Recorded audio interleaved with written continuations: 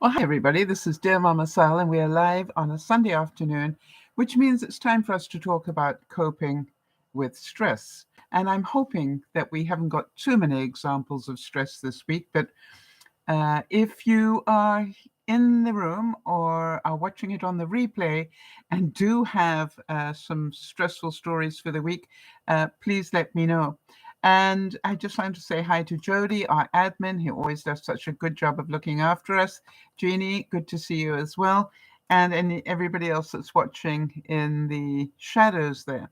Uh, Today, we're going to be talking a little bit about managing our stress with humor, but also talking around why that is important. And, it's an amazing thing that I am now a couple of days away from going to have a biopsy. And I have really worked hard this week at keeping my balance. And my balance included, you know, keeping to my routine as far as possible, keeping calm as far as possible, and remembering to smile as much as possible.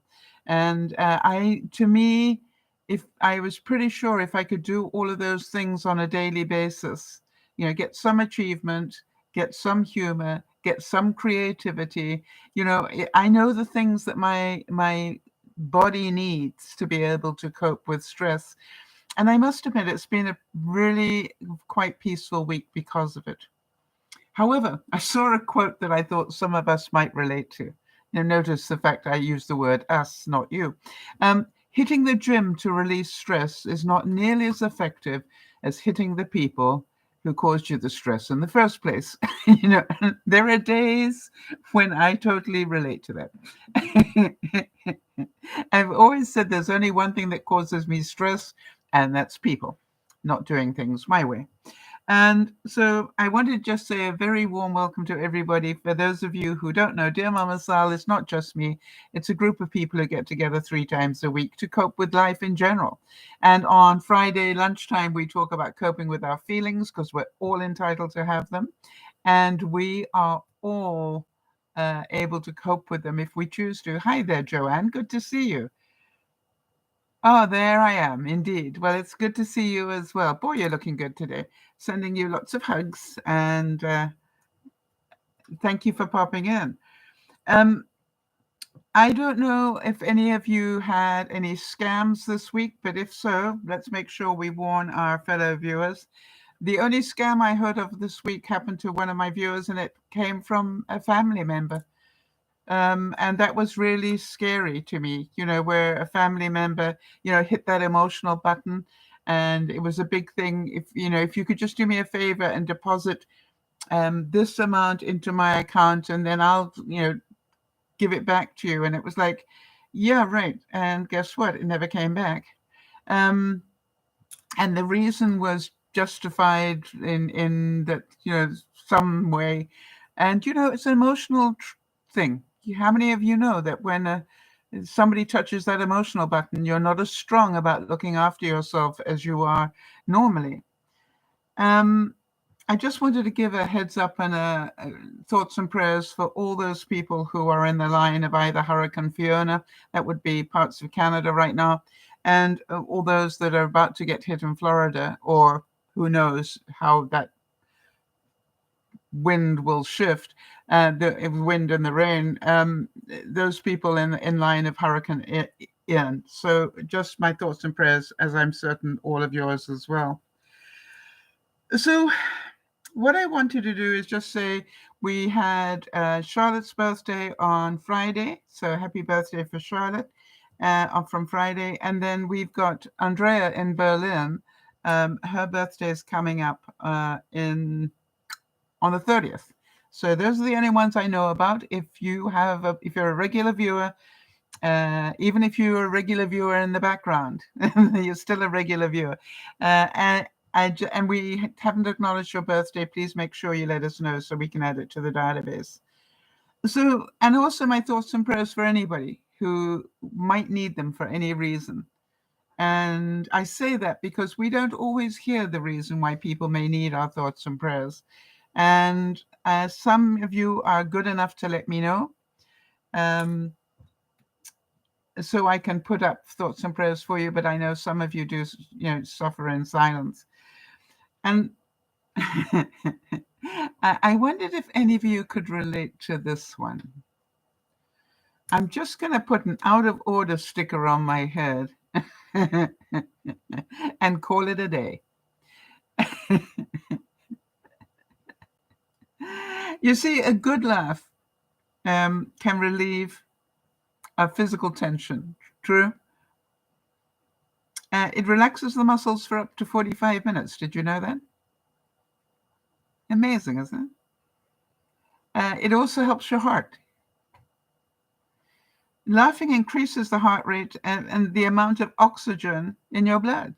So, yeah, Jody said that call it a day one. Jody's saying that was her day yesterday. Jody, with your permission, I've added it on to the later part of the broadcast because I wanted to check whether I can tell you a story from yesterday. So there are days when we just need to do that, right? There are days when we just need to call it a day and not feel that we are in any way wussing out because of it. Just some days it's enough. And then I saw this quote and went, yeah, I know this one. Dear stress, can we break up?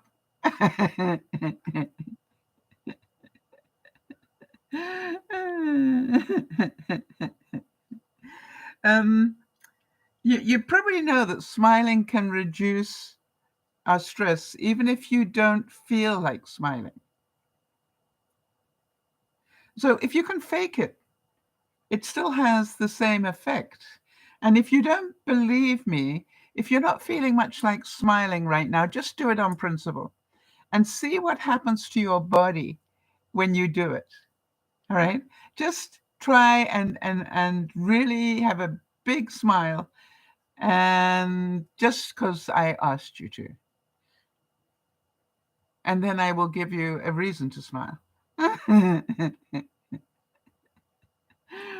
It is said, if you want to handle stress, do it the way that dogs do. If you can't eat it or play with it, then pee on it and walk away. Leave your mark and just go. That's it.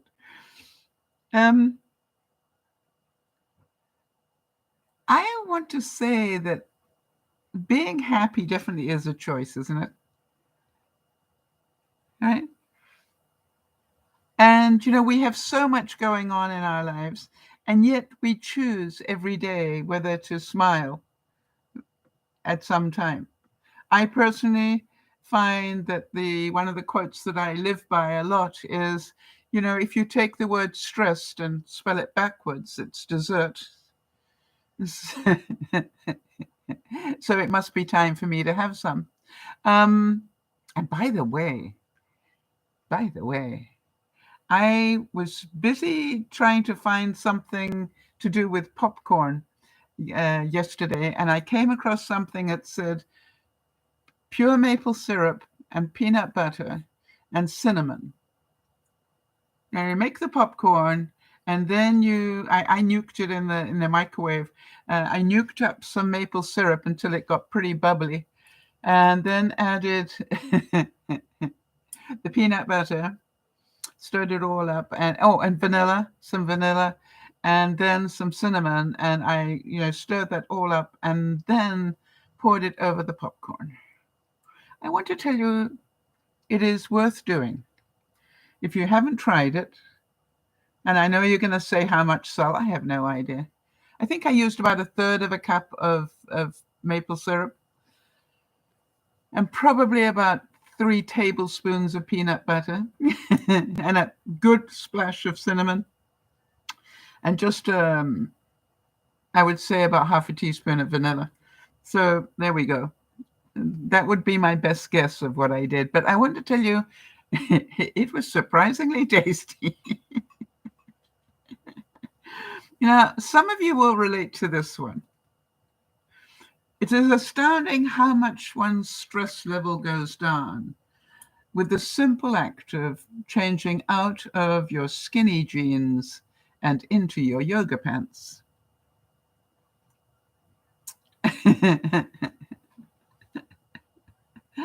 How many of you can just feel your stomach relaxing right there?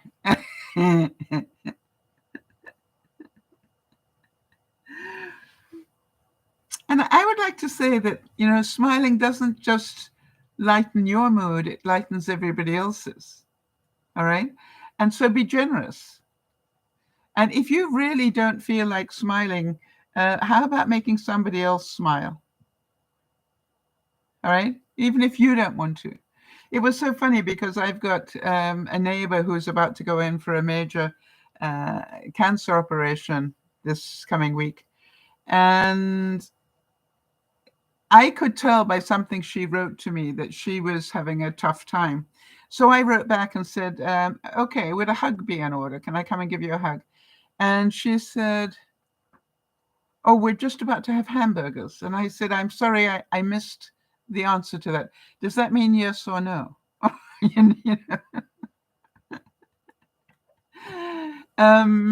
I went. I was, I was going to go anyway. I went and I said to her, you've obviously got too much going on in your brain. And that's why you're talking the way that you're talking. And I understand that totally. But do me a big favor. Could you please remember, you need to handle this well and get through it all because I need you. And there was just that sort of moment where I thought, isn't it true that just the fact that I needed her, she just melted and said, I need you too. And I thought, wow, isn't it? And I said, God, my heart bleeds for you that you do. It's a sad day when you have to need me. But, the good news is that she did laugh. And I said to her, you see, a hug and a smile just makes life a little better, even if it's for a little while. And the funny thing was, she was doing the thing that some of us know really well. She was worried because, if you can imagine, she's going in for this major abdominal operation. And then at the same time, her oncologist phoned to tell her there's something that's not right on her mammogram and she needs to have a second one. And it was just like overload. And I said, we don't know what it is. And she said, well, maybe if I have the mammogram, they won't let me have the operation. And I said, I'd have the operation that you need immediately. But I said, I can tell you what I really recommend is that on Monday morning you speak to your specialist and just talk to your specialist, your oncologist, and just say, hey, I've got the operation on Wednesday. Can the mammogram wait until I'm through all of that? You need to talk about this stuff. Ignoring it and just worrying yourself sick. And I said, if the most important thing to you is to get the big operation done, then why don't you do that? And then worry about the mammogram afterwards. All right? And it's like I really realized that making her smile made me feel much better. And I've always said that. If you can't do it for yourself, do it for somebody else because it will really help you. I always like Henry Kissinger's quote about stress, and he said, there cannot be a major crisis next week. My schedule is already full. And it's just, we've got to remember these things. All right? We've got to remember that we can only take so much. And I was explaining to my friend about our bandwidth. Our mind can only cope with so much. When we try adding things to it, that's when the hamster wheel speeds up.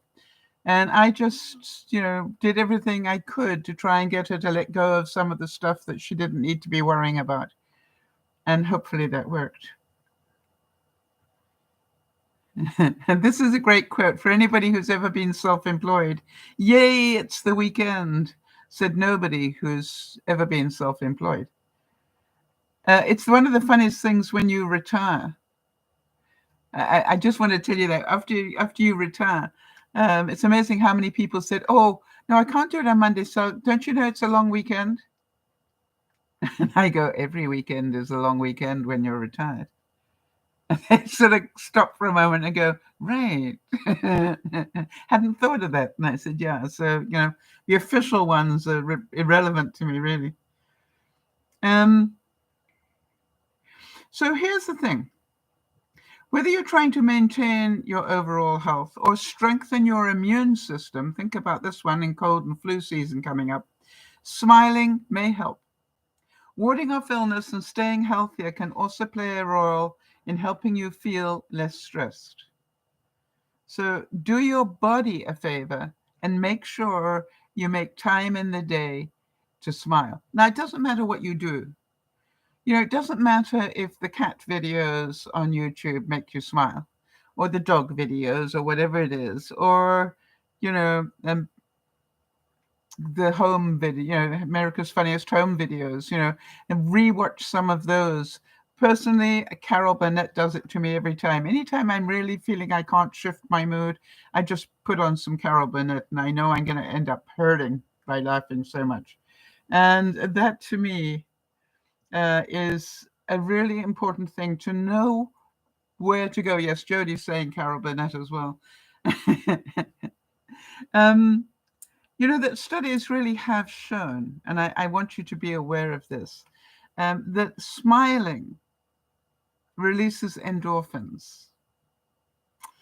There, and other natural painkillers, all right? So if you're somebody who lives with pain, it's really important to smile and laugh because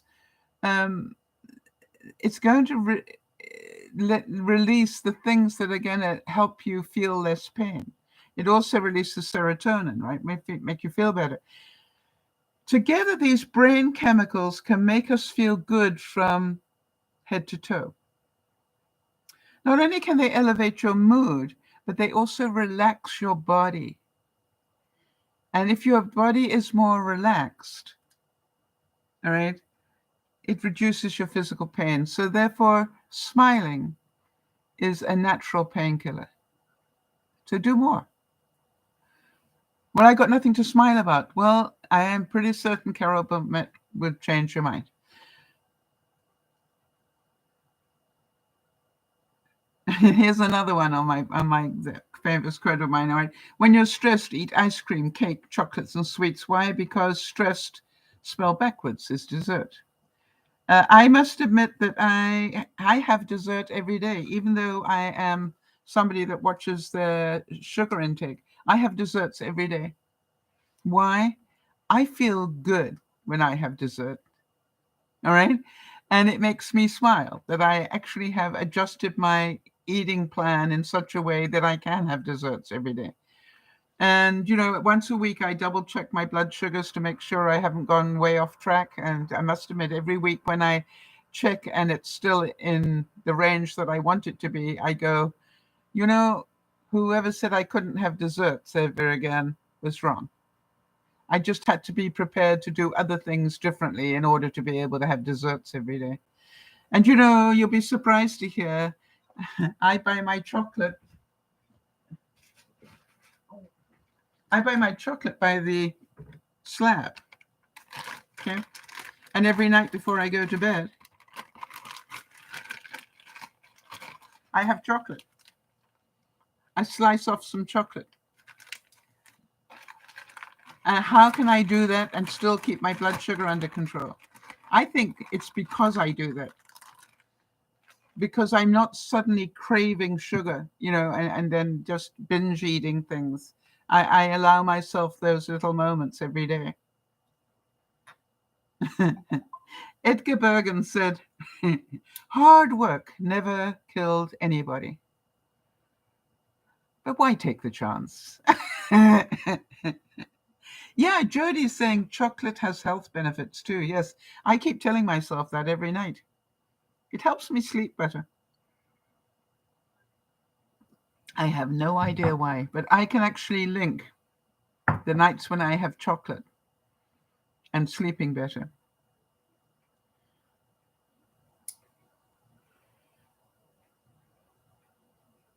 Uh, I just want to make sure that we all understand these are all conscious choices that we make, right? If I spend my life saying I'm not allowed to have dessert and I'm not allowed to have chocolate and da da da, you understand the stress I put my body under. Whereas I go, oh, it's nearly time for dessert. And I normally have dessert as a reward. Jody will tell you.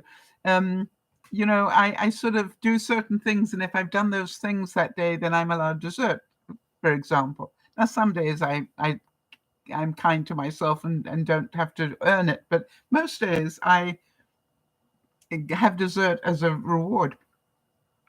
All right, so how about this? Jody's wonderful with this stuff. She says chocolate also contains tryptophan, which stimulates serotonin and melatonin.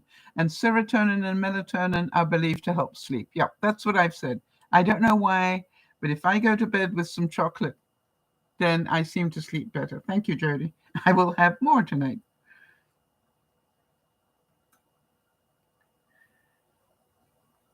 And I found this one and it made me chuckle. Hopefully it will make you chuckle too. When life is stressful, do something to lift your spirits. Go for a drive. Maybe go 2 or 3,000 miles away and maybe change your name.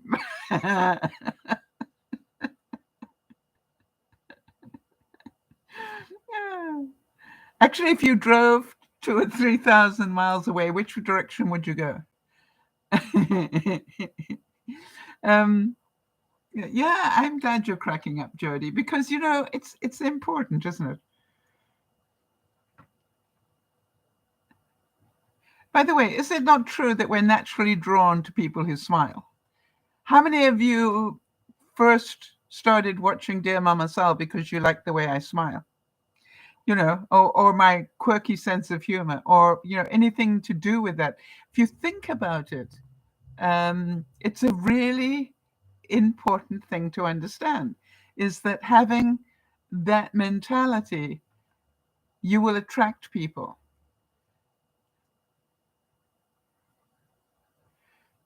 And tomorrow, when you wake up, keep calm and pretend it's not Monday.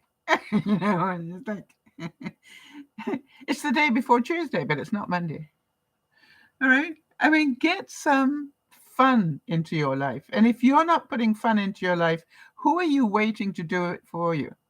And that's something that you really need to understand. If you're not helping yourself, then don't expect anybody else to help you. And it's also true that research has shown that people who smile regularly appear more confident. If you're working, you're more likely to get promoted. And you're more likely to be approached. Think about that. And by the way, if tomorrow that you feel like you really want to avoid the stress at work, don't go to work. One of the things I always used to say to people is I learned the trick about how to call, when you call in late, or you're about to be late for work, and you're going to say the traffic was bad or whatever. I never did that. I found out that being 2 hours late for work was way more effective than 10 minutes.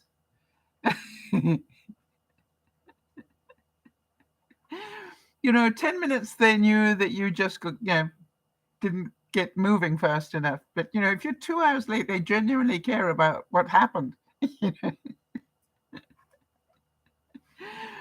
And, it's one of those things about reality that it is important to remember. And how many of you agree that if stress burned calories, I'd be a size 0? Not the size I am. So I know that stress does not necessarily burn any calories. So why cope with it? Now, I got a little test for you. Let's see if you can do it. Are you ready? I want you to smile, okay? Right now. Smile. And then try thinking of something really negative, but keep the smile going. And I want to know what happens to you. All right? So think about something really negative, but keep smiling. Let me see if I can do it.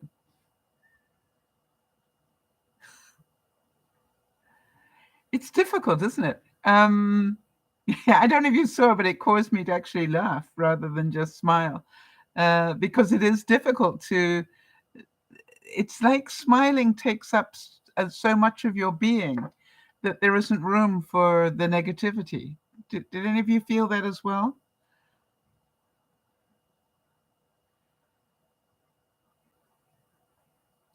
It's very difficult. Yeah. And that's why I wanted you to try it, because there's a lot to be said for just, okay, I'm very stressed, so let me smile. Trying to explain to that neighbor of mine about the bandwidth and why I knew she was overwhelmed because what she was saying to me. And I just said, just quiet now, quiet. All right. We need you to slow down. You're trying to do too much. Very difficult for me uh, this week, because one of the things they said to me about the biopsy that I will have on Tuesday is wear something that buttons up down the front. Now, that's a pretty simple thing, isn't it? Apparently not. I realize now that most of my life consists of T-shirts or similar type things. And I really struggle to find something that opens down the front. And I'm pretty certain it's about after the biopsy. They don't want you lifting your arms and trying to get into a T-shirt or something. And I'm going, couldn't I just lean down and get into a T-shirt? There has to be a way. But I did manage to find 2 blouses that I've got that do have buttons. And I thought, boy, I haven't worn those for a long time, so that'll be interesting.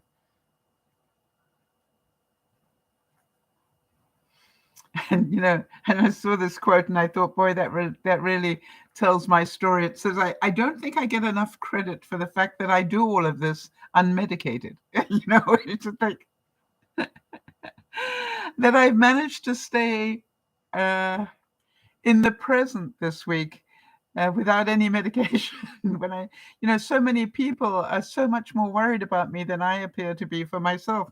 But it's not that I'm not worried. I just don't see any point in it. Until I hear otherwise, I'm fine. The odds that I'm fine are far greater than the odds that I'm not. So I want to stay with the odds.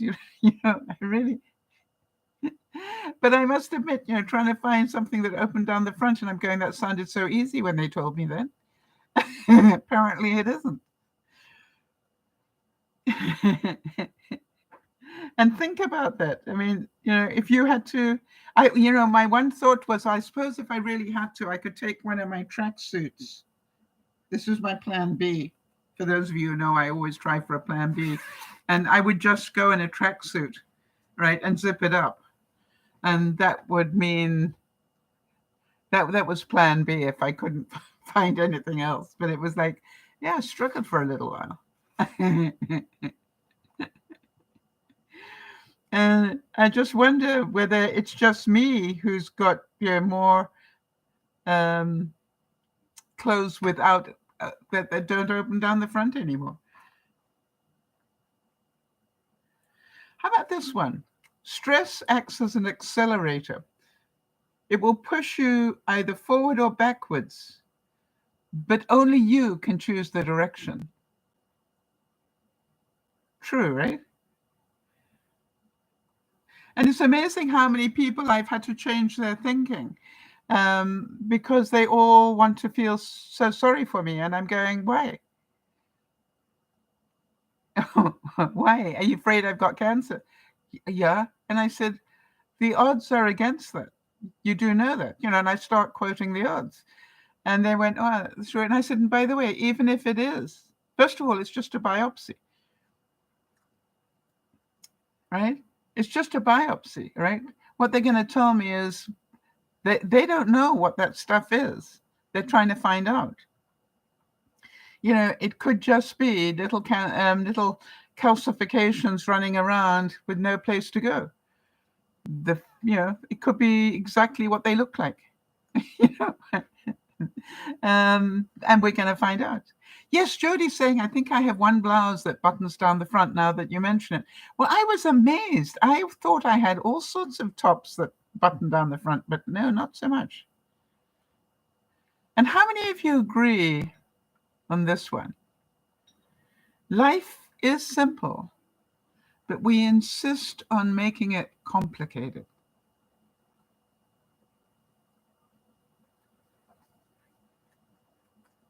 When you really think about it, how many things on that to-do list of yours are there because you put it on there, not somebody else?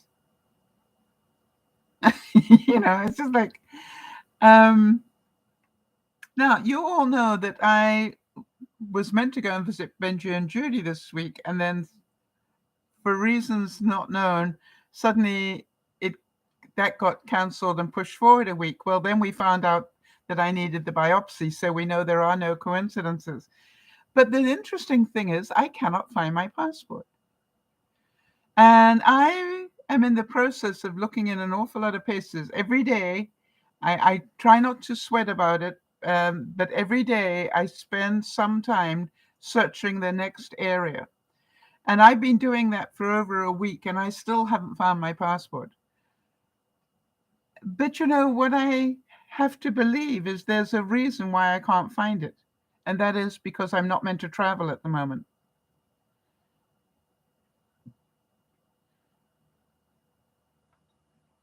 Does that make sense? And if I do find it, then I know I'm okay and I need to travel. Or, and so that's what I'm really holding on to, is that I'll keep looking. And I've got, for those of you who understand St. Anthony, I've got St. Anthony looking as well. But, it's just like, isn't that weird that it went missing at this very time when I suddenly found out I needed a biopsy? I thought that was amazing. And how many of you can think about this change in thinking? And I wanted to give it to you because I want you to feel the steps that we take if we choose to, right? Changing our own thinking. I won't do it. Can change to I can't do it. Can change to I want to do it. And then it can say, how do I do it? And how many of you know that can be, I will try and do it. And then I can do it. Which then changes to I will do it. Which changes into, yep, I did it. I want to say that for me, accomplishment makes me smile every day. Accomplishment. And two things to show you. Where are we? All right, hang on a second.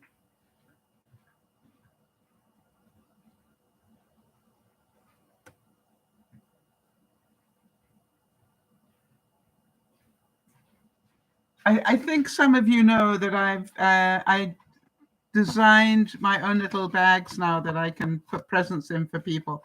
And then I also learned how to do this because I think that looks so cute on a bag. But you can imagine that, it falls into the category of why go to the dollar store and buy a one bag when I can spend some hours making my own? Well, the answer is I just feel it's just looks so much better. By the way, gray is Juliana's favorite color. I made sure that I found out from Judy what the girls' favorite colors are, because I don't know if you've noticed, but as they grow up, those colors change. For the longest time it was pink, and now she's into gray. Isn't that interesting?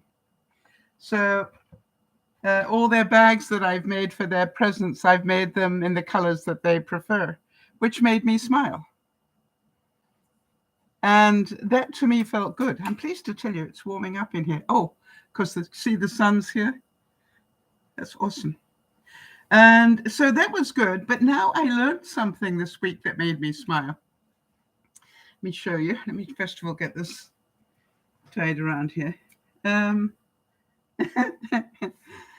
many of you, I don't know if any of you saw, but one of the cards I've been making is a get well soon card that looks like this. And I found out there was more to it than that. I found out, I don't know if I can do it, but in fact,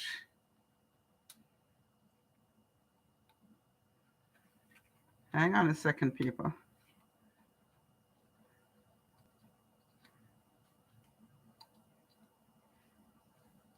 Hang on.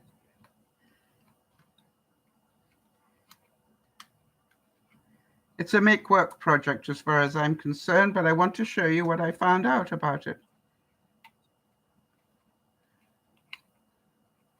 I'm only going to do the top row so you can see. But in fact, it's meant to do that. I liked it as it was, but now I was going, that really does look quite cute, doesn't it? So guess what I'm going to be doing while I'm binge watching tonight is I'm going to be doing a whole lot like that. And as I said to Jody this week, right, and I make the matching card to it. But the thing is this, I said to her, why do I do that? And the answer is because I can. And it makes me happy. It makes sense. I can. Therefore, I do it. And there's something about being creative that makes me angry at times and makes me smile a lot and makes me feel very accomplished at times. Yeah. So to me, it's a really important thing to do. But do you think I was going, duh, how did I not know that's what it was meant to do? So that's what I'm going to be doing tonight, because I've got about 3 of those cards here. I've got 1, 2, 3, 4 of them. So that will go in there. And then while I'm watching television, I will do it. Hi there, Angela. Good to see you. Now, if ever there was anybody that made me smile, it was Angela. And, Angela, I will never, ever forget you for that. All right. You are one of the few people in my life where I found it impossible some days to even look at you without laughing. And it's not that you're that funny, but there's something about you that triggers me, and it is such a wonderful gift, and I thank you for that. And I'm hoping at some level that the feeling is mutual. And did you hear that it got really, really hot in Baker this year? I mean, like it was 100 when we went there, right? But I believe it went to like 120 something, or and I'm going, that thermometer must have gone right through the roof. It's got the largest thermometer in the world, I believe. It's about all it's got. And it's definitely missing the Deliverance dueling banjos. I've never been in a place in my life where I felt if I made this movie, I would definitely be having the dueling banjos playing behind. And I don't know about Angela, but one of the other greatest memories was well, other than the fact that they left me there. Can you believe that? I was a little bit slower than the rest of them getting out of the washroom, and so they left me. It was just like, really? How can you do that? But there was this woman in the store. She had bangs, and I'm not joking. Angela will attest to this. She had obviously wound them up in a pencil. I'm trying to imagine it. And then taken the pencil out. And she had these incredible bangs that you had to see to be believed. Angela, I hope that you will attest to that. By the way, as you're driving down the road, even into there are these tumbleweeds, like, oh yeah, Angela's saying she can still hear her. But Angela, it was like the tumbleweeds were literally, you're going, I only thought they had those in Western movies. I didn't know they actually were still around. Now, why I thought that we might have outgrown tumbleweed, I don't know. But, there's something about going into this literally one-horse sort of town. And the tumbleweed comes across the road, and you go, hmm. It was, I want to tell you, a memory of a lifetime. Of all the places I've been in the world, and I've been to a lot, that rate's pretty high in terms of memory. And the fact whenever I think about it, I start to laugh. Literally, whenever I think about it, I mean, I cringe at the thought that but there's a reason why they call it Death Valley.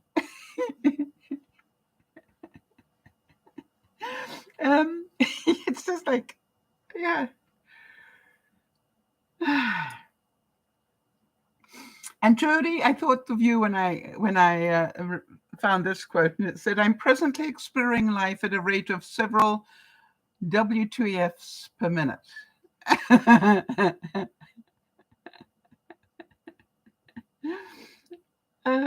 Yeah. How many of you relate to that one?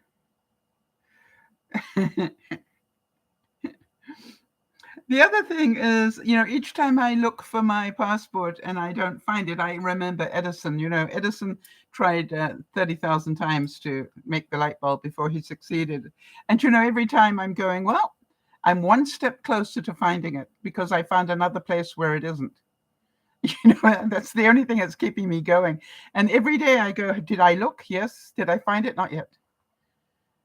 Oh, that's interesting. Jody's saying, I haven't laughed this much for a while. Thank you, Sal. It's my pleasure. I haven't finished it. Now, the good news is the big closet in my bathroom, I've got a closet that's really well hidden.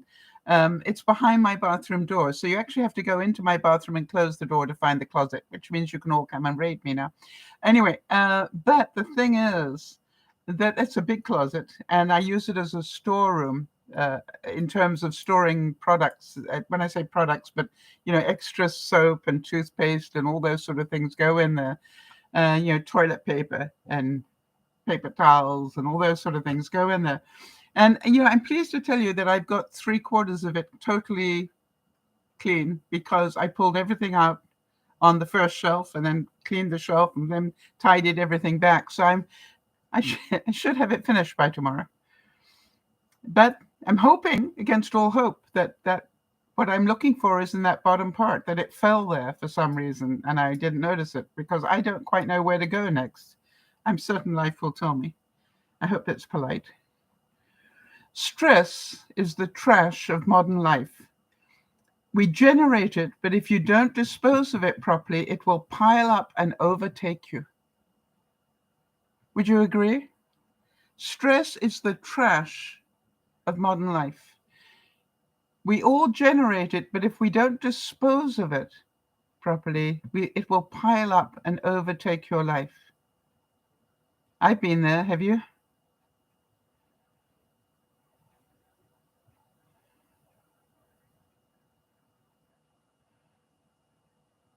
And I want you to think about that.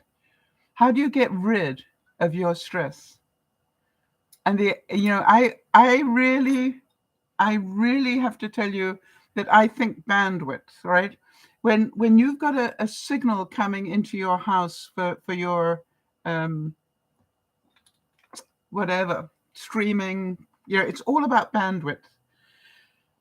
And if you've only got a bandwidth this big, only this much can get through. So you will have delays in your stream.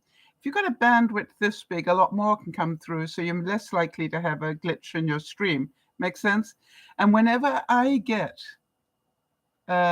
stressed out, I am aware that what I've done is I've tried to feed too much stuff through my bandwidth, my personal bandwidth. My head is only this big. I can't put this much stuff in it if it's only this big. And so what I do is I work on getting rid of it. Declutter, the same way as you would declutter a shelf or a drawer, declutter your mind from the stress.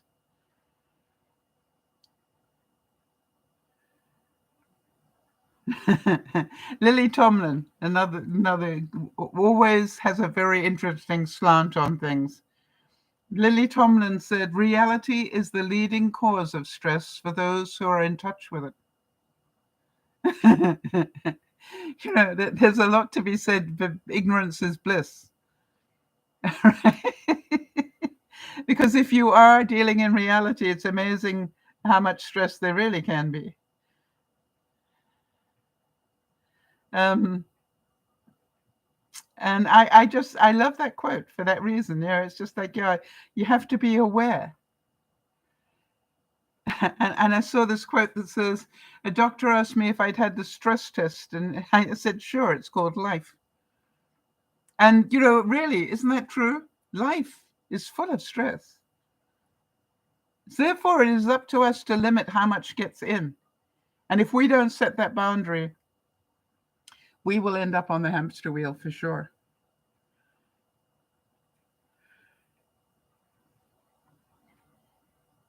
I had the accomplishment.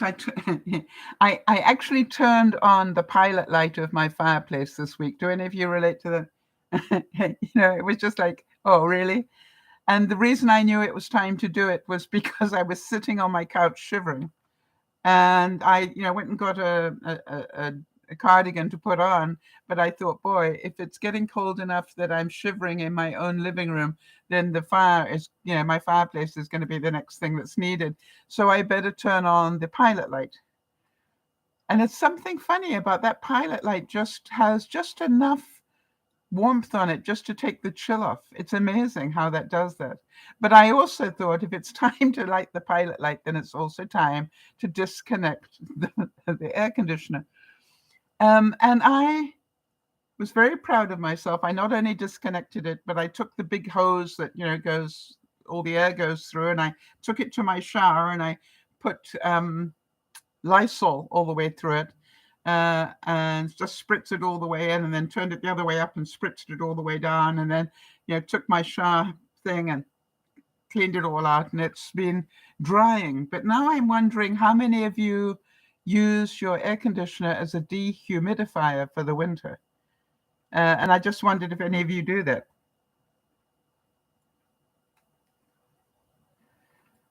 And I was thinking it probably isn't a bad idea, because this place does seem to get pretty damp in the winter.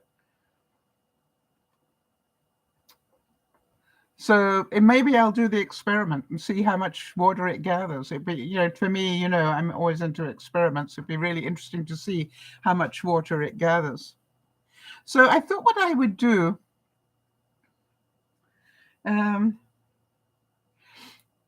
is challenge you a bit. And the way I want to challenge you is, a lot of young people contact me and ask me about certain things. And one of the things, interesting. Jody's saying, we put our air conditioner away for the winter. Interested to see the results of your experiment. Yeah, I'm going to do the experiment, and I think I will keep it in my bedroom, because that is the room that I've got a feeling probably ends up with the most damp in it. It's going to drive me mad. This top just keeps falling off me. Maybe I'm losing weight. I'd like to think that. And not for the wrong reasons either. All right, so here we go. I got an ethical question. So this one of my people in my life phoned me, as a lot do, and said, Sal, I've got an ethical question for you. Now, for some reason, a lot of people call me on ethics issues. And the funny thing is that I nearly always get into the conversation, and then they fight me on it. And then I go, why did you phone me? And they go, why? I said, you asked for my opinion, ethically, what I thought, and I gave it to you, and you are fighting me. If you don't want to hear what I have to say, why did you call me? I always find that quite funny, but I know why. And I want to talk about this one. All right, so here is the ethical question. Imagine you're married. If you're not, imagine that you're married. And sadly, imagine that your spouse passes unexpectedly.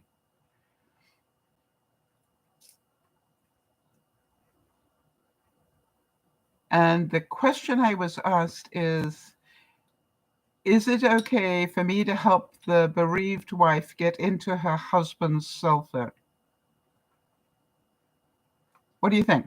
Is it okay for somebody to help a bereaved wife get into her husband's cell phone?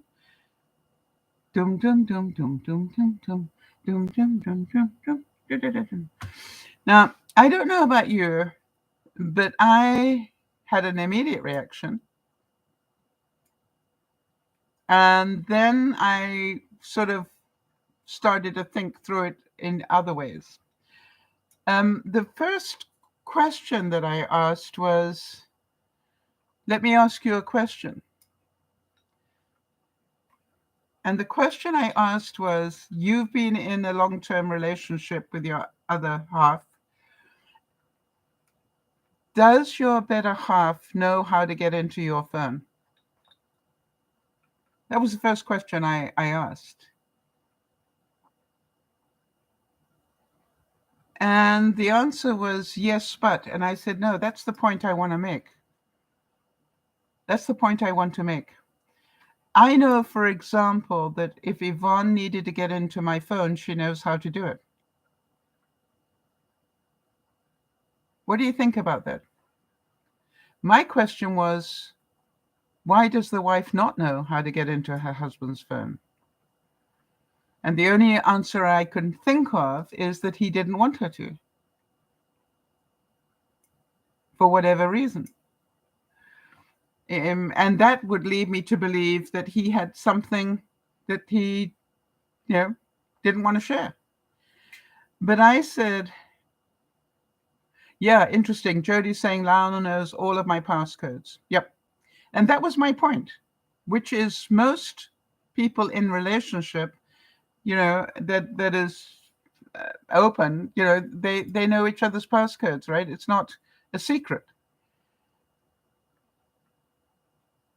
I think some of you remember the story that I used to tell about Yvonne when she was my tenant. She used to go and put her rent check into my bank for me, which meant that she took my card and went and deposited it. And I remember somebody saying, you let your tenant take your card and get access to your account? And I said, yeah. He said, that's insane. And I said, why? Well, she could rip you off. And I said, she could rip me off years ago, decades ago, and she hasn't. So why not? And then I said, does your wife know how to get into your bank account? Well, yes, that's different. I said, no, I trust Yvonne the way I would trust anybody. And that's not very many people. I don't know many people that I would trust with how to get into my bank account, but Yvonne for sure. No doubt about it. Why? 20 years of history tells me, she's done my books for me and, sorts out a whole lot of admin stuff for me. And, I've never had a problem with that. But here, let's go back to the ethical question. Do you think that you have the right to go into somebody else's phone or have somebody hack it for you? All right. If your spouse has passed, that was the question. And my immediate reaction was no, based on the fact that if the husband had wanted her to have access, he would have given her access. And then I said,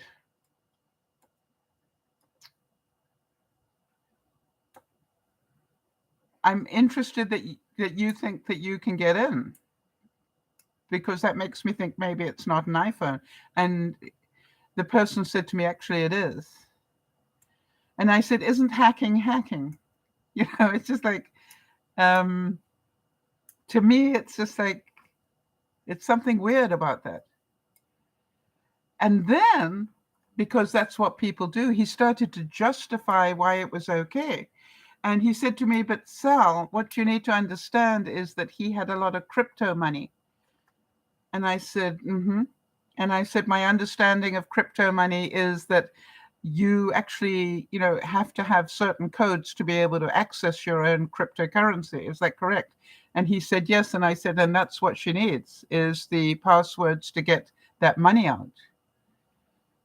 And he said, yes. And I said, I don't believe that the reason for it changes the ethics of it. In other words, I can see why it's important, but do I believe that it gives her the right to hack his phone? And I said, I think you need to talk to a lawyer. And he said, well, I just want you to know ethically. And I said, well, ethically, my answer is no. And by the way, why are you getting involved? Well, I want to help. Yes, but what you're telling me is you're prepared to do something illegal to help. Well, no, that's, I said, yes, it is. I believe it to be illegal. I could be wrong, but I believe it could be illegal. I don't know from whichever country you're in, but you may want to check that out. It's like I said, it's like opening somebody else's mail. It is against the law to open up somebody else's mail. Now, do a lot of wives and husbands do it? Yes, but officially, they normally sort of don't worry too much about people in the same household. But if you open up somebody's mail that doesn't belong to you, Kimmy's saying cryptos are not good.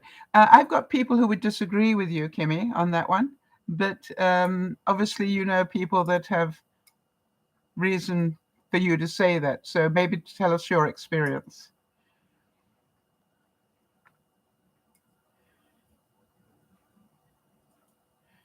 So, and again, think about that, all right? The whole point, though, ethically, is I then decided I want to do some research into this.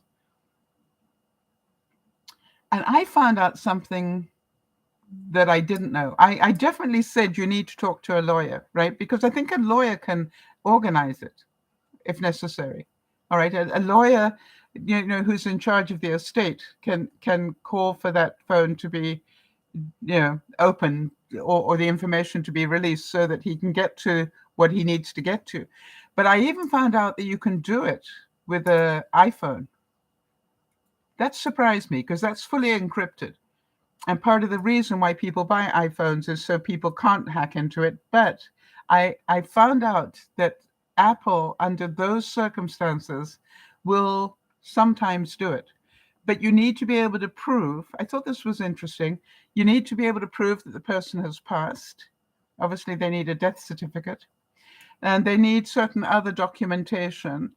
And they need to be able to prove that the spouse is the beneficiary of the will. Oh, that was the next thing. The guy hadn't left a will. And so that's why I said, then you have to talk to a lawyer because, that changes the whole thing. And he said, well, isn't it a fact that if he hasn't left a will, then everything will go to his wife? And I said, not necessarily. I would talk to a lawyer. It's just like I was like a broken record. Why? This had way too many holes in it for me. It wasn't just an ethical thing anymore. And I said, but I will advise you as your friend, to not go hacking into somebody's account to try and help them. Right. And Kimmy's saying, I need to make a will. Yeah. But it was interesting because I ended up learning that Apple sometimes will hack an account or find a backdoor in for a lawyer to be able to get certain information. I thought that was quite something.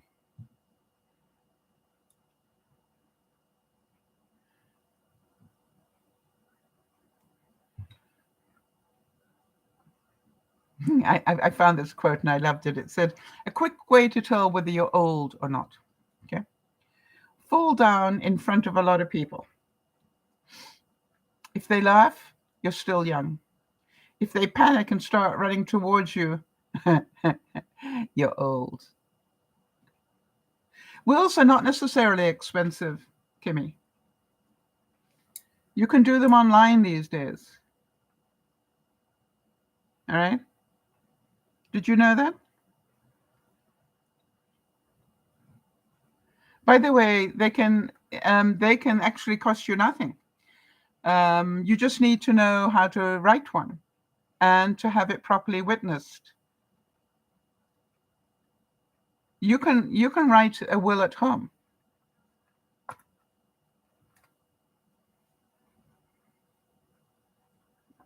So what makes you think they're expensive? They're expensive if you have a lawyer do it.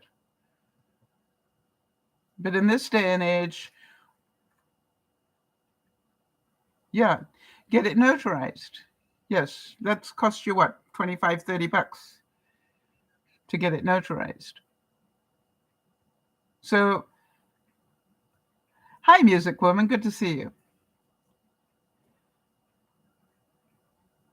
So, do you all understand why I wanted to ask the ethical question?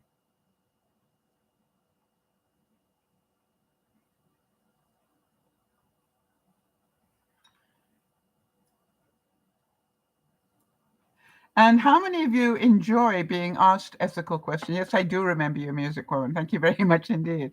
Why do I see a tutu in your future?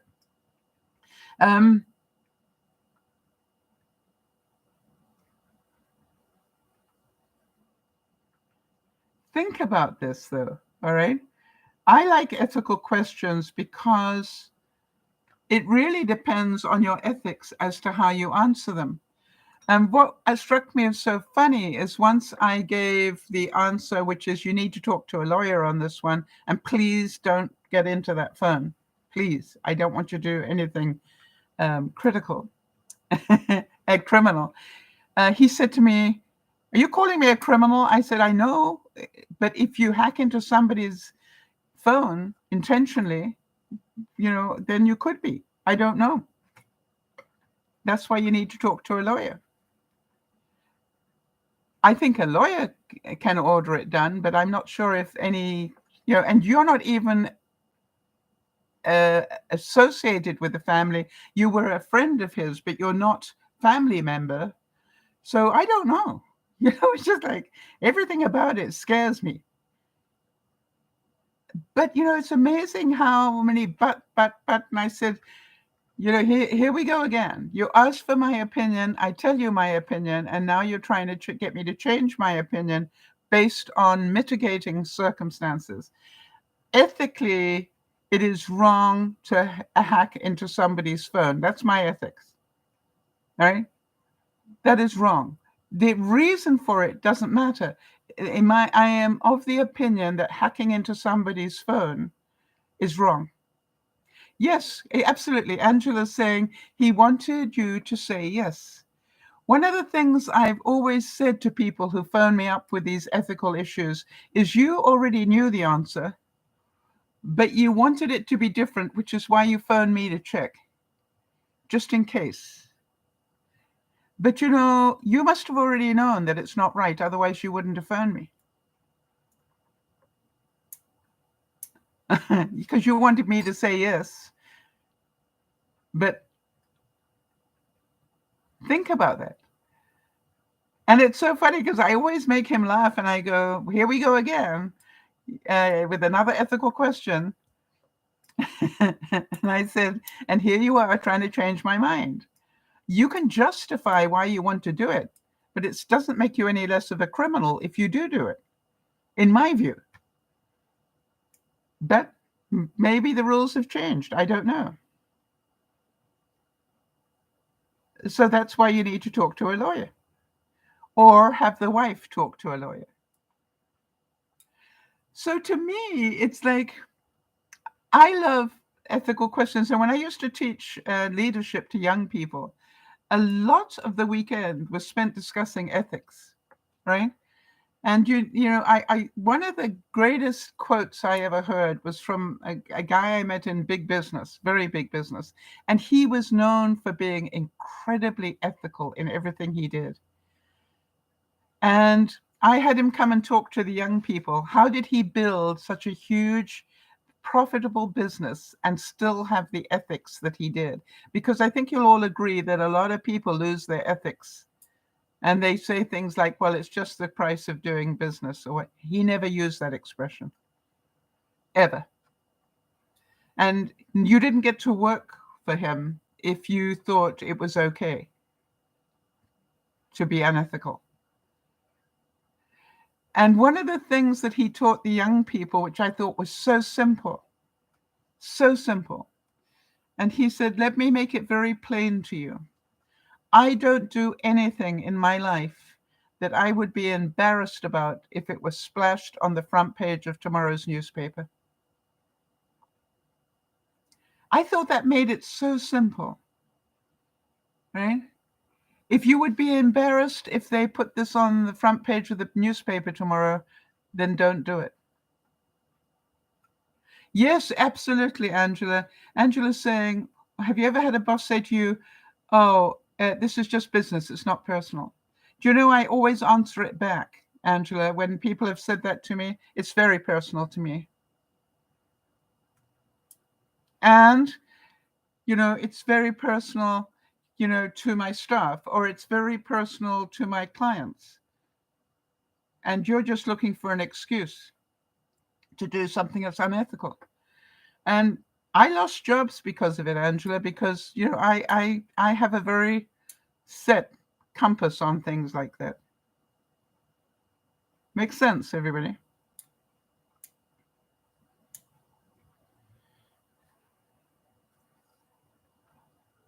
If you love someone, let them go. And if they come back with coffee, it was meant to be. In my case, a coffee macchiato, with extra caramel. How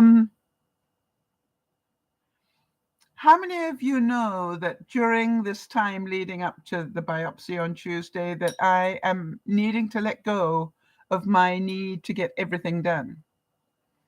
I think you all know that I'm on a mission to finish painting all the railway ties on my property at the moment. And I'm nearly there. I've just got one more to do, and it's about 40 feet of it, I think. And I know that the rains are coming. And that my mind is saying I need to get out there and do it because the rain is coming. And, having the biopsy means I won't be able to use, this arm as much for the next few days. And I'm going, so more important that you rest right now, that you are at peace with the world right now than it is to accomplish 101 things. Makes sense. And so I was having a very strong talk to myself and saying, we are trying to lower the bandwidth, not increase it. Don't do the guilt. Yeah? I assure you that wooden tie is still going to be there in the spring. It's not going to fall off the edge of the earth over the winter because it hasn't had that coat of seal on it. Yeah. And the other thing is, Sal, in all reality, you may still get a few days of sunshine, in October where you could do it. So you understand I needed to let go of my need to finish that job in September. It was quite interesting how difficult it was. And what I said was, now then, in the time that it would have taken you to do that last tie, which probably would be half an hour, what would you like to do instead that would make you smile? And that's what I did. And I let go of my need to get it finished. Now, it'll be interesting to see whether I do it tomorrow. It's possible that I will. Where I go, I will want to go outside and get some fresh air tomorrow, and I probably will do it during that time. But can you see? Oh, interesting. Kime's saying that's true, Sal. Everybody told me the same thing.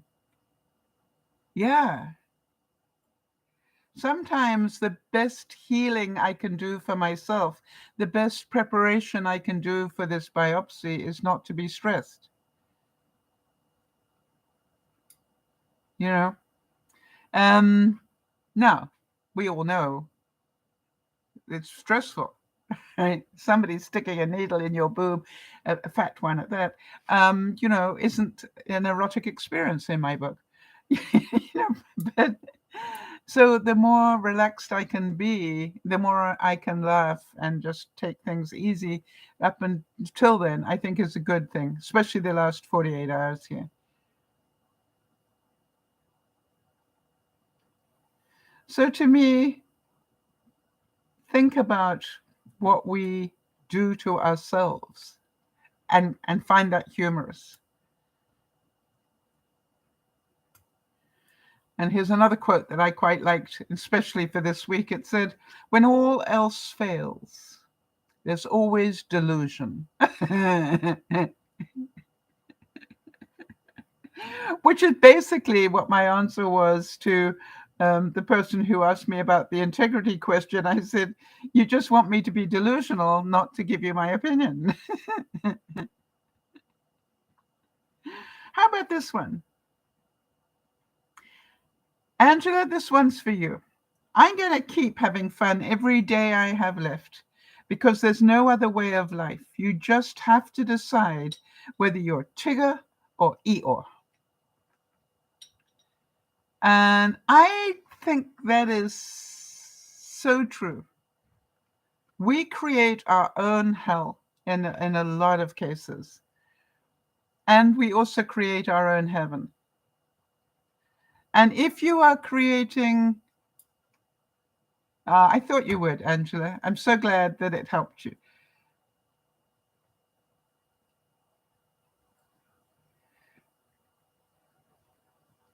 Interesting. So Kimmy's saying that she came home after her surgery, and they said to her that, the stuff that she was doing is still going to be there later. Just rest. Yeah. Hi there, Charlotte. Hope you had a good birthday, honey. So that's the whole thing, that I am learning that, laughing right now and letting go of stuff for a week is a good thing. All right. It's not the end of the world. By the way, I do believe that being creative will probably be a good thing as well, because I believe it will help.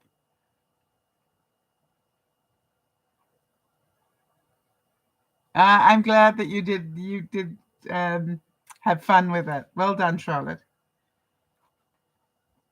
How many of you feel this one? It says, "My life feels like a test I didn't study for." Do any of you relate to that? It's like, hang on a second, I didn't study for this.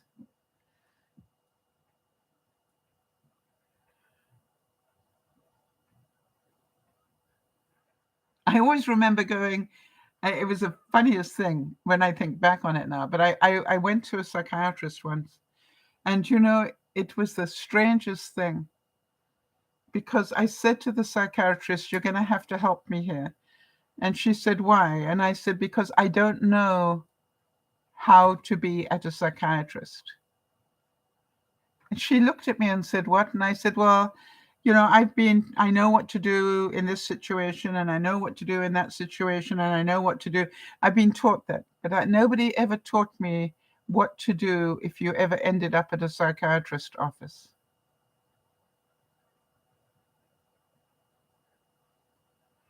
And she looked at me and went, "Wow, I've never heard anybody say that before." And I said, "You're not helping me." And she said, "Well, let me make it simple. How about you tell me the truth?" And I said, "Are you trustworthy?" And she said, "What?" I said, "I don't tell my truth to just anybody. So I'm afraid you're going to need to show me that you're trustworthy before I can do that."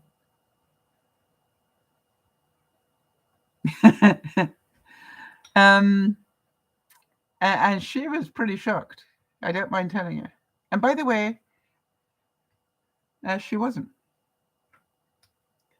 And I think I sensed that from the get-go.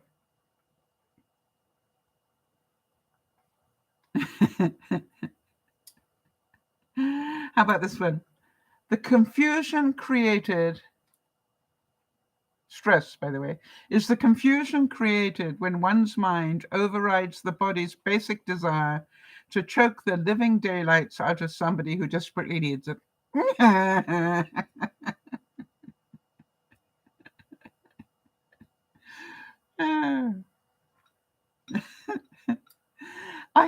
There are moments when I love that reality. Earl Nightingale said, executive ability is deciding quickly and getting somebody else to do the work. I was always very good at that.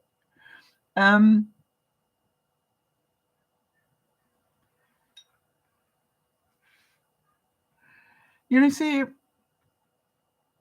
I think there is no perfection.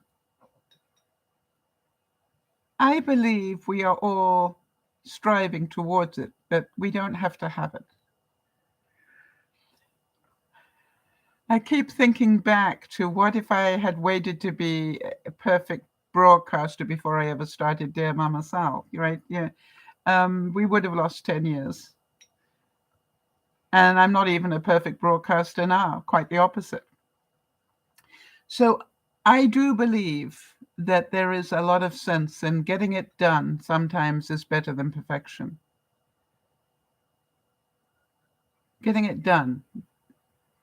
When I say getting it done, we need to let go of certain things. I'm okay this week if I don't get it all done. I am going to make a couple of meals.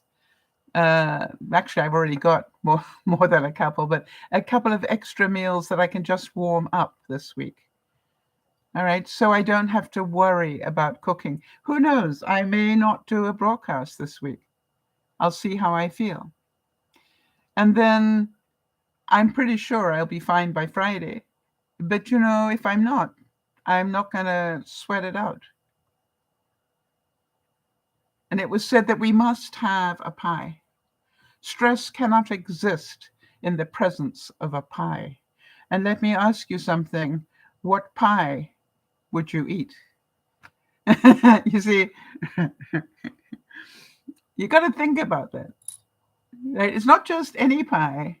What pie is stress relief for you?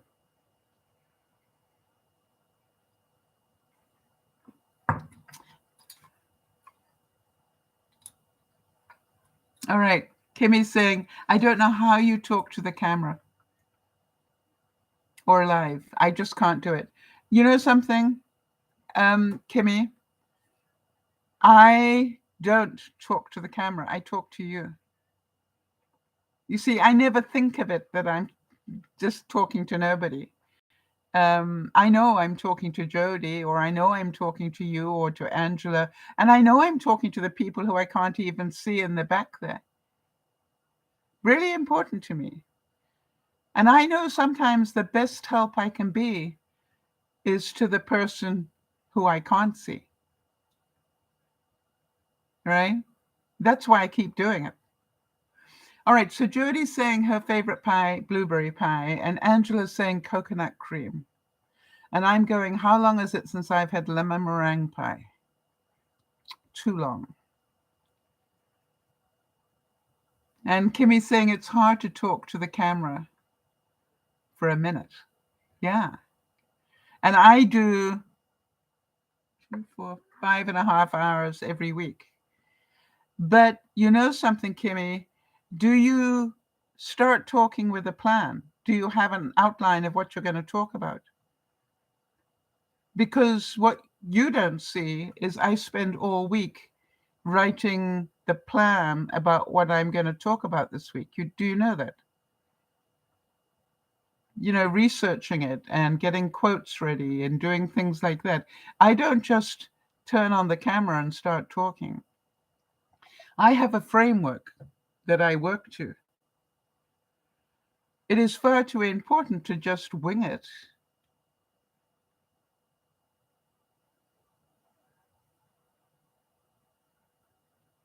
All right. And so now, could I talk for an hour without any notes to guide me? Yes, of course I could. I used to do it for a living. But the point is that the reason I talk every week for as long as I do is because I have an outline of what I'm talking about. I know the subject I want to talk about. I know the quotes I want to use. I've done that work, right? It's not by accident, Kimmy. This quote, I liked it. Said, "Some things are better left unsaid." But unfortunately, I often realize that just after I've said them. Right, so Kimmy's saying I have it in my head, but not on paper. Well, I would really recommend that you create a format. Jody will tell you, I have an absolute format that I have. Do you want to know what's in the format? Can I help you with it? Why work hard? You could cheat and ask me.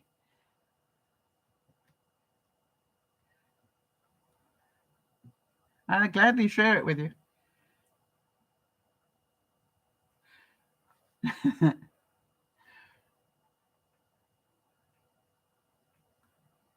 Okay, so some of the topics that I have, and I do this. This goes for every single broadcast. Okay, I have one master list that is ideas that I've had during the week. All right, and that just goes on one master list.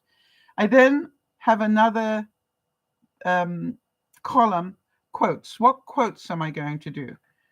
So I need to know what are the quotes going to revolve around.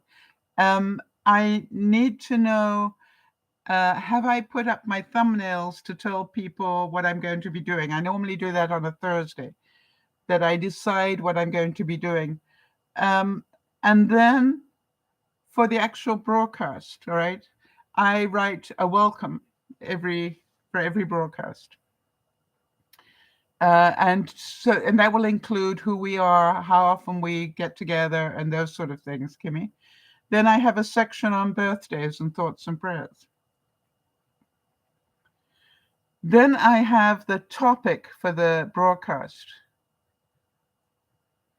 Make sense? Every broadcast has a topic. I need to know that before I advertise the broadcast.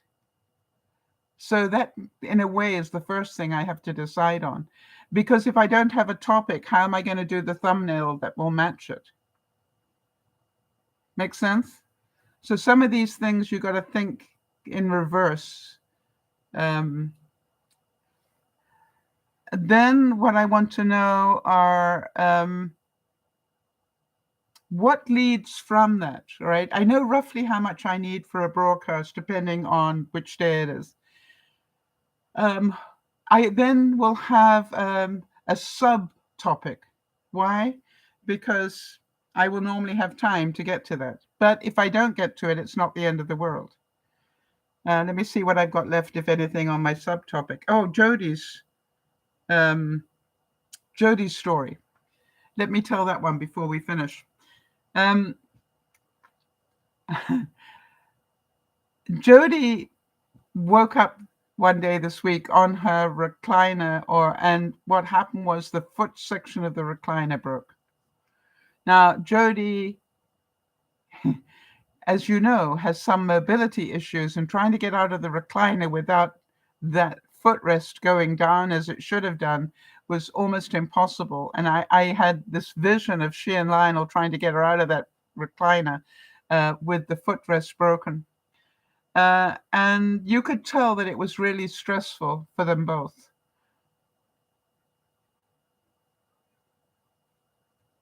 And so what I found was that I had to smile. Although I was sad for her that she'd gone through that stress, I had to smile because I could see the vision of them trying to get out. And I'm hoping that once she was out, they laughed about it.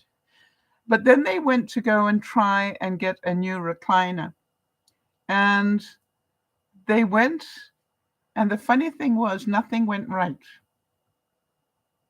It didn't feel right, and the price wasn't right. And they ended up coming home feeling quite disappointed because they hadn't found the recliner they wanted at the price that they wanted or anything. And then they went again. And guess what?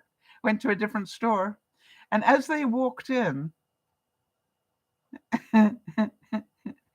over the loudspeaker, Jody, what came over the loudspeaker? I want to make sure I quote it correctly.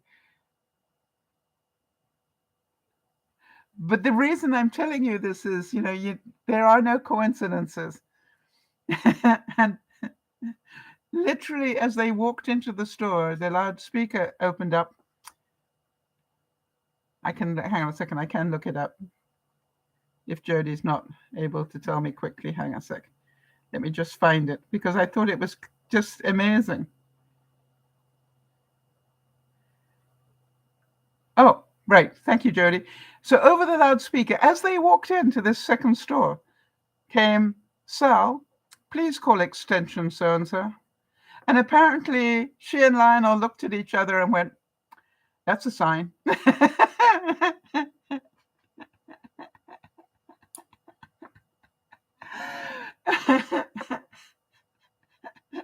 And then they found the one they were looking for. And everything went right. And so, can you see the humor in that? Like, they had so much problem with the first one. Same thing with my passport. Why can't I find it? I wasn't meant to go away this week coming. All right. It wasn't what I was meant to do. and I only found that out later. So yes, Angela saying so cute, but haven't you found that is the way? It's like some things just aren't meant to happen on certain days. It's the wrong day. And so I love the story because it was about progress, not perfection. She wasn't meant to get that chair in that first place. Right? The price was wrong. The people were wrong. Everything was wrong. So she left and went to another store. And as she walked in, "Sal, please call extension so-and-so." And you can imagine her going.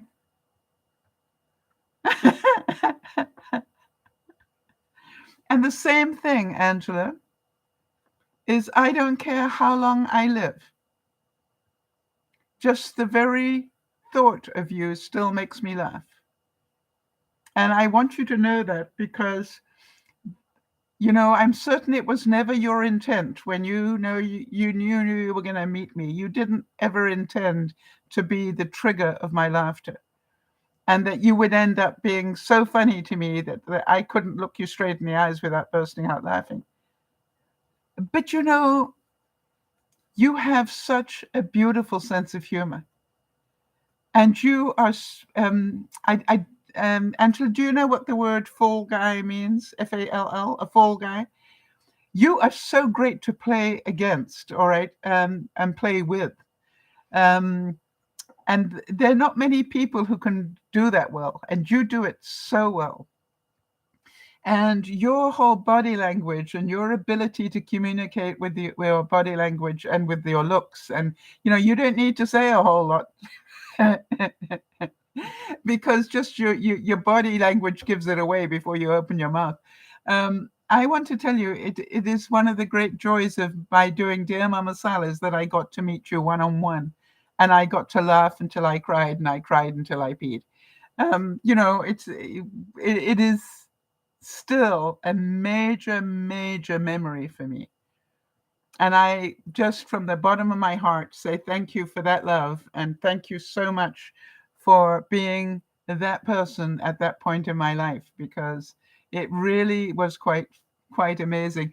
And Jody will tell you that all during the week, we work at finding things that will make the other person laugh. Well, we don't work hard. It doesn't take much, does it? But we actually go looking for things to make the other person smile. And what I would recommend is that you do that for somebody you care about. All right? Do that for somebody that you care about, right? Find reasons to make them smile. And Jody's saying, it's the joy in my day. You know, when I offered that neighbor of mine a hug and she basically said, well, actually, we're just making hamburgers. And I went back and said, I'm sorry, could you translate that? Was that yes or no? That I could come and give you a hug? Because it didn't seem to answer my question whether I can come and give you a hug. Um, and then, you know, she said, I suppose so. I said, well, don't overdo the joy in that, but I'm on my way. And, you know, I went and I knew what was happening to her. She was overwhelmed.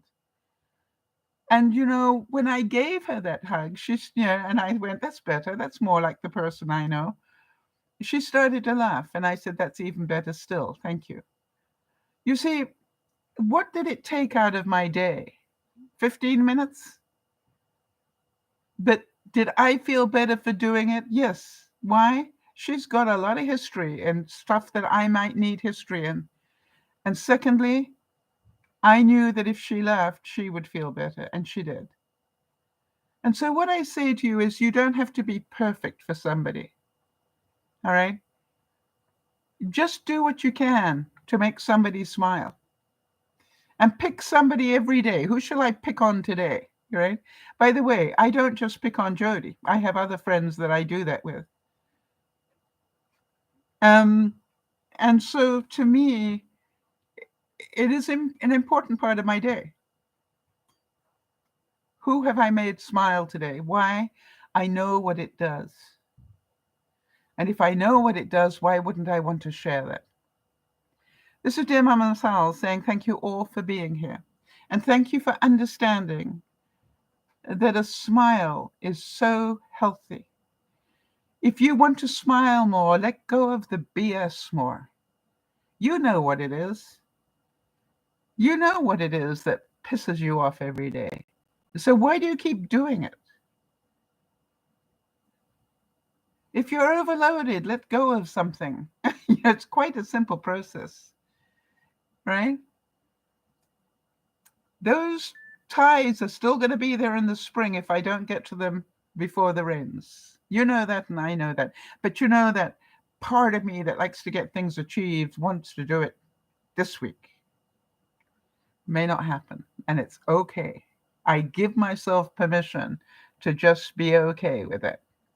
This is Dear Mama Sal, thanking Jody for looking after us as she does, and for all of you for being here, whether you're in the room right now, whether you're in the background right now, and I can see you, and you're looking good, or if you're watching this on the replay. This is Dear Mama Sal saying, keep smiling, people. It's good for your health. And bye-bye for now.